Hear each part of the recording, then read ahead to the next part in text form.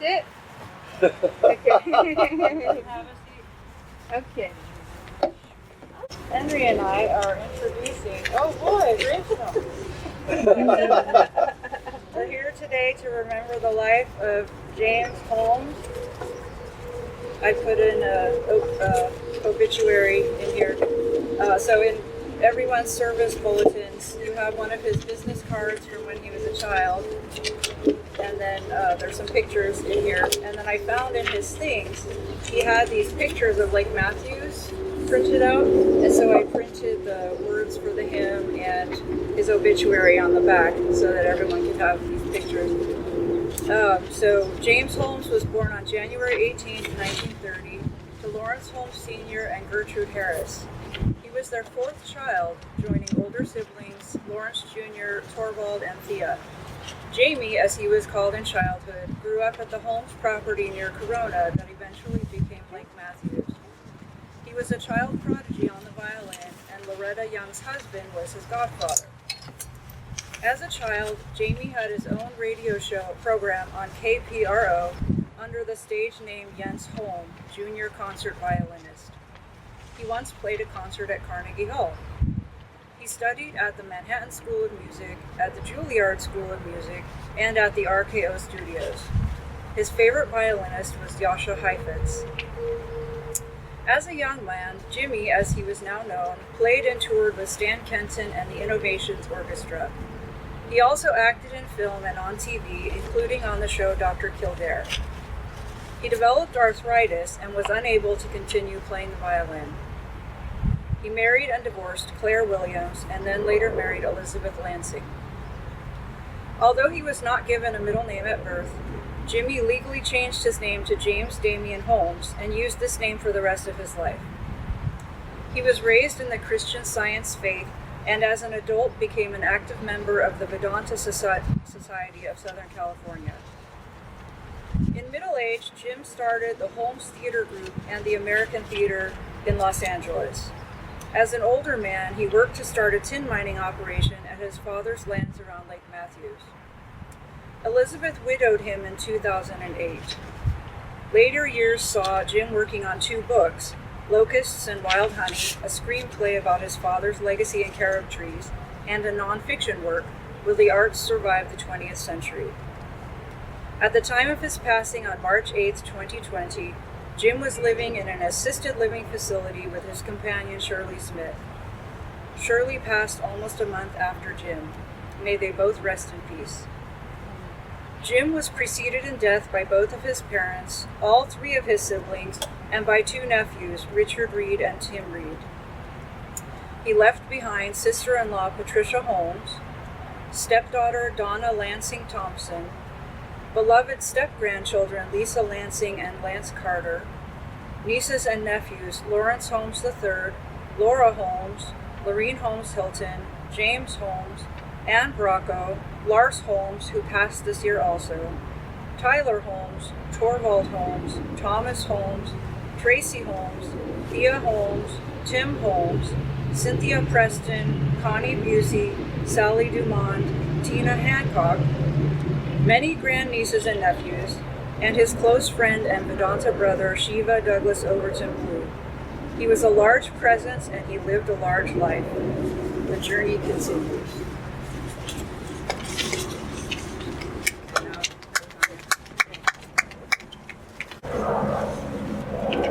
Beauty arises when the parts of a whole are related to one another, and to the totality in a manner which we apprehend as orderly and significant. But the first principle of order is God, and God is the final, deepest meaning of all that exists. God, then, is manifest in the relationship which makes things beautiful. He resides in that lovely interval which harmonizes events on all the planes, where we discover beauty. We apprehend him in the alternate voids and fullnesses of a cathedral, in the spaces that separate the salient features of a picture, in the living geometry of a flower, a seashell, an animal, in the pauses and intervals between the notes of music, in their differences of tone and sonority, and finally, on the plane of conduct, in the love and gentleness, the confidence and humility which give beauty to the relationships between human beings.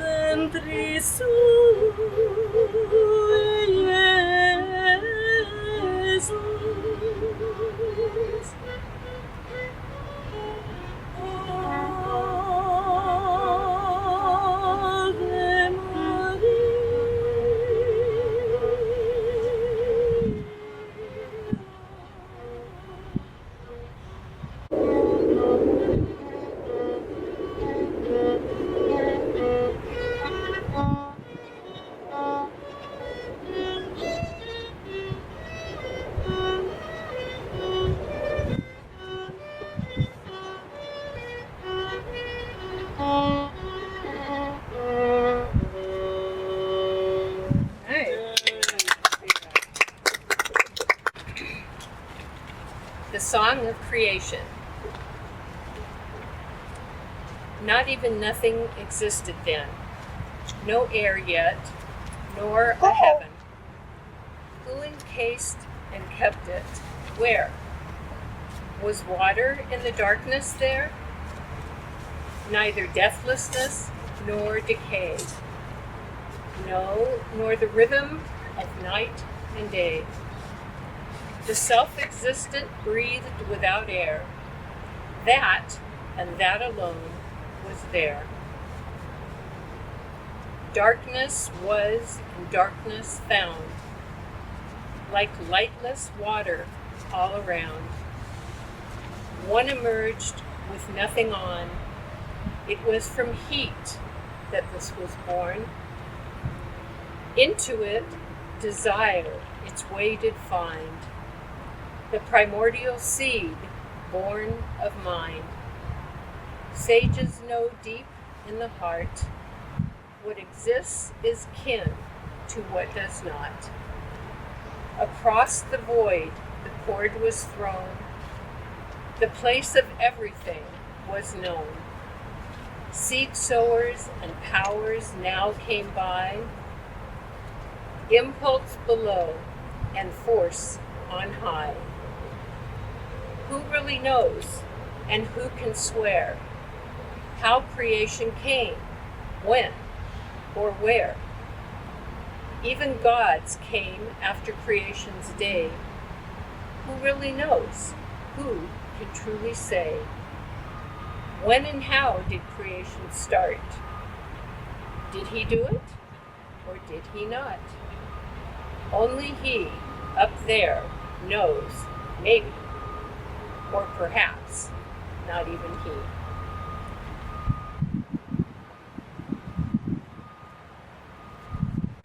Music?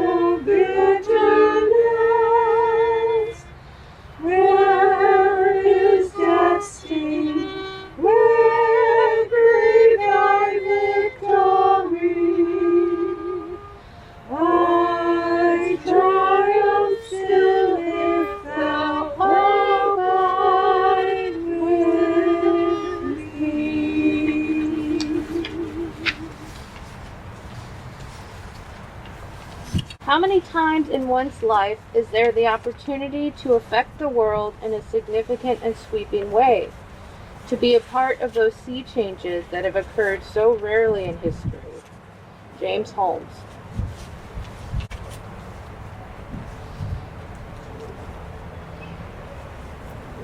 So since Uncle Jim was a veteran, he was in, I believe, the Army. This is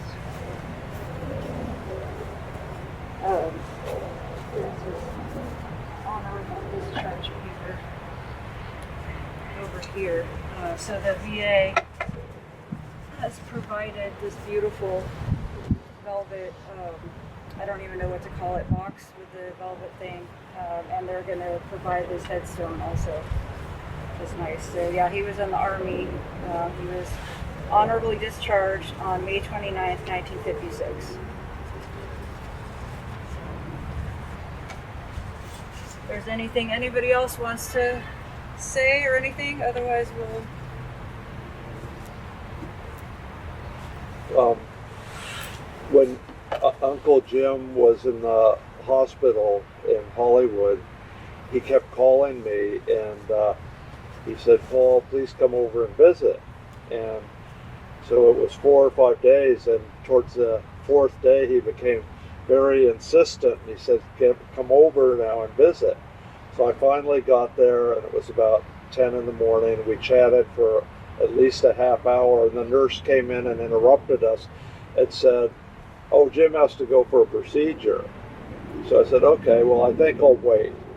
So I waited and waited, and I had no idea what was going on. And I thought, well, maybe I'll take off now and come back in a few hours. And instead, Jim and I met by the elevator, went back in the room, and he says, "Oh, I'm glad you stayed." And I said, "I am too." And then he said, I said, "God bless, Jim." And he said, "God bless to you." And that was the last words, and then he passed 3 hours later. And he had never indicated anything spiritual to me, except that we, I think, 2 or 3 times had attended the Vedanta. But I thought it was so remarkable that he had said, "God bless too," and then he passed. Didn't you say he said he was in paradise, or? Oh yeah, he kept saying, well, before, when I was down in the desert, and he kept telling me to come up, he kept saying, "Oh, I'm getting close to paradise. I think I'm going to paradise soon." And I thought that was so remarkable, because we had always basically talked either music, which was his thing, or business or something, and he had never gone off onto that discussion. So that's correct. Thank you for reminding me. Mm-hmm. A very talented soul. So I got to meet him finally. I've heard about him my whole life. My mom's Uncle Jamie, and she wanted me to find him, so I went through all the things that I knew about him, and then I ended up calling information and just looking for James Holmes in Los Angeles. And the first guy was an African-American gentleman, so I said, "No, you're the wrong James Holmes." But the second one was him, and I got to speak with him on the phone, and wrote down just a wealth of family history information. My favorite story that he told me was how we're all alive thanks to coffee, because his family took one of the wagon trails from Missouri to Colorado, and all the people that were going before them were getting massacred by the Native Americans. And so his family was really scared, but then when they got stopped by the Native Americans, they had coffee and tobacco to share, and they were fine. It turned out that all the people before them were Mormon. Oh. So he said, "You can thank coffee for us being alive today." And tobacco. Tobacco, yeah, but he said coffee. He said coffee. So anyway, I was very glad to get to meet him in 2000 finally, and bring my mom up. And Tanya got to know him a lot because she lived up here in Los Angeles, and they spoke quite a bit for a few years. Yeah, he met the whole family. Didn't we all get? Yes. Yeah. He met the whole. Did you go on that too? Was it at the Dolores Yeah. Cafe? Yeah. So Yeah. he got to meet the whole family back in like 2001 maybe, and then he took me out to lunch a couple of times to Junior's over off of, which street was that? Westwood. It was like a Jewish deli, and so we met a couple of times, and then he came into Borders where I worked to give me his manuscript for me to read. And so I learned all about classical music from him. He taught me a lot about art. He gave me like a point of reference. So, because I had taken some art history and stuff. I think I had already known him by the time I took art history, but he gave me a point of reference. So now I understand like all these art movements and what they were, motivated by. And he and I both shared a love of the Romantic art period, and Yeah, and he taught me about, he introduced me to Yasha Heifetz and then to Sibelius and like a bunch of other musicians and composers. And he said about Stravinsky that he had done atonal music.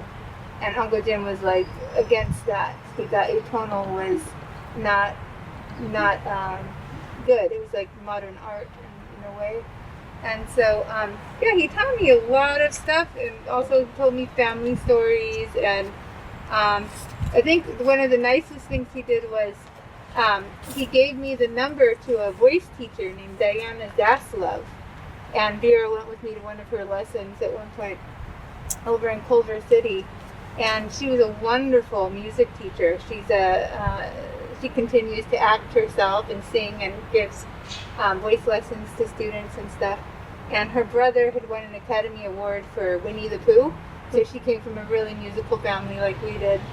And I got to study with her for some months, and that was really, really nice. And I remember Uncle Jim asked, "Are you really serious about this?" Because he didn't believe that people should be musicians unless they were 100% committed. Like he said, you shouldn't just be a musician to entertain people. That's something different. That's not a musician. But a musician is someone who just dedicates their lives to their craft. So, yeah, so he really wanted to make sure that I was committed to doing these voice lessons before he gave me her number. And anyway, yeah, I think that he was a really... Okay, I guess that's enough, huh? Okay. All done. All done. Okay. Okay. Okay. I was just going to say that I know Tanya. We had dinner with him once at Oh yeah, he came to my house in house that you lived with in. Kirsten, the German Oh roommate. yeah. Uh-huh. Yeah, over Yeah. off of Sepulveda area. We had dinner, and I saw him 2 or 3 times. I think I went to lunch with him or something, and Dolores says, yeah.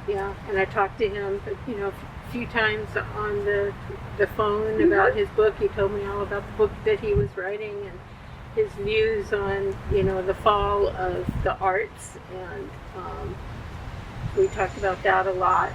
And one of my best memories of him was when he was a young man, so he looks like his young picture there, and we came up to my grandma's house and I spent the night, and I reminded him of this, and he didn't really remember it, but he played cards with me. We were playing cards and he taught me some kind of card game, and then I remember him saying at some point, "Well, I'm not going to play with you anymore because you cheat." I always remembered that, and I thought he was the neatest guy. I mean, I was really, really liked him. Yeah. So, yeah. Well, thank you all for being here.